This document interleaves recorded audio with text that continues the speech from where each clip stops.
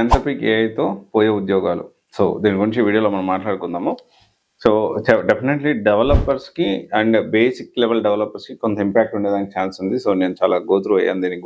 అసలు ఏం చేస్తుంది ఆంథ్రోపిక్ అనేది మనం ఒకసారి చూస్తే ఎస్ఐస్ రాస్తుంది, సమ్మరీస్, స్టోరీస్, ఈమెయిల్స్, రిపోర్ట్స్, ఇవి బేసిక్గా చేసేది. టెక్నికల్గా చూసుకుంటే కోడ్ని ఎక్స్ప్లెయిన్ చేస్తుంది, కోడ్ని రాయగలుగుతుంది. ఓకే, అండ్ కోడ్లో ఉన్న ప్రాబ్లమ్స్ని డీబగింగ్ చేయగలుగుతుంది. అండ్ ఇవన్నీ ఈ జనరేట్ కోడ్ స్నిప్లెట్స్ అంటే దీని చాలా ప్రోగ్రామింగ్ లాంగ్వేజ్ కూడా ఇది రాయగలుగుతుంది. మనకి ఏం కావాలో దానికి చెప్తే అది చేసి ఇచ్చేస్తుంది. అంటే బేసిక్ లెవెల్ ప్రోగ్రామింగ్ అనేది ఇక రాయాల్సిన అవసరం లేదు.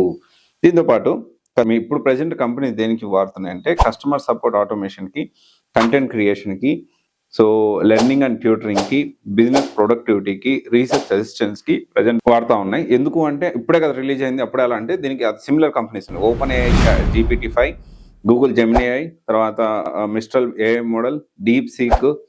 సో ఇవన్నీ కూడా ఆల్రెడీ సిమిలర్గా అంటే ఆంథ్రోపిక్ AI రాకముందు ఇవన్నీ కూడా ఉన్నాయి.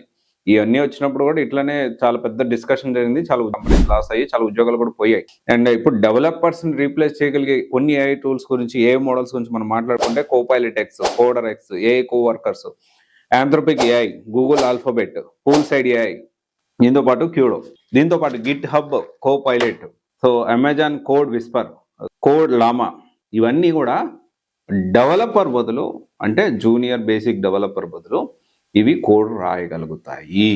సో ఇక్కడ ద పాయింట్ ఈస్ ఇది basic level work. As of now ఏంటి అంటే చాలా basic level code work రాయగలుగుతాయి.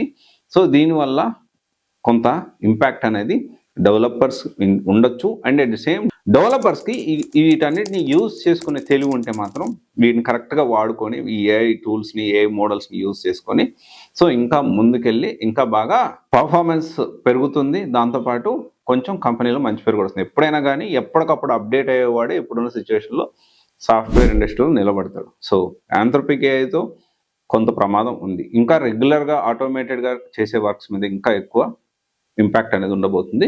But AI నేర్చుకున్న వాళ్ళకి ప్రాబ్లం లేదు, ఏఐతో ఇంటిగ్రేట్ అయిన కోర్సులు నేర్చుకున్న వాళ్ళకి కూడా ప్రాబ్లం లేదు.